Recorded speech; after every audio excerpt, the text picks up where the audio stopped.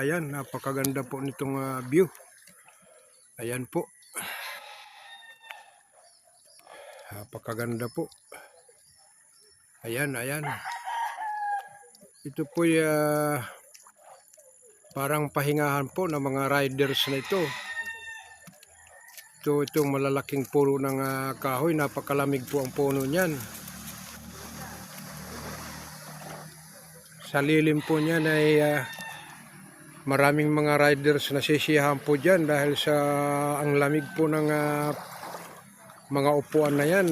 Dyan nakapagpapahinga po sila. Napakaganda po dyan mga lods, mga lodi. Ayan ang lalaking puno niyan. Karamihan po sa mga nagpapahinga yan ay mga riders po.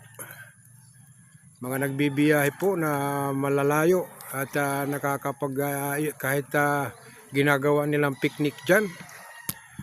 Napakataas po ng bundok na yan at katabi po ay highway. Ayan po mga lods, mga lodi. Minsan may mga papartner dyan at lalong lalo na pag mga dapit hapon. Ayan po mga lods, mga lodi. Napakaganda po ng view nito. Ayan po. Ayan hanggang doon yan.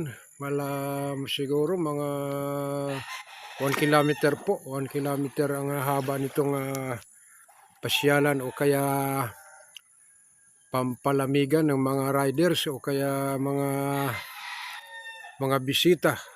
Ayan po. Ang lalaki ng puno niyan. Mga lods, mga lodi. Napakaganda po. Napakaganda. Ayan.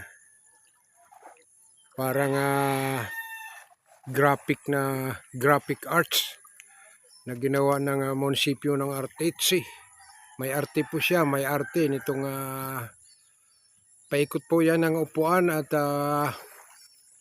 yung malalaking puno na yan ay napapaikutan po ng upuan. Ayan po, ayan. Ayan mga lods, mga lodi.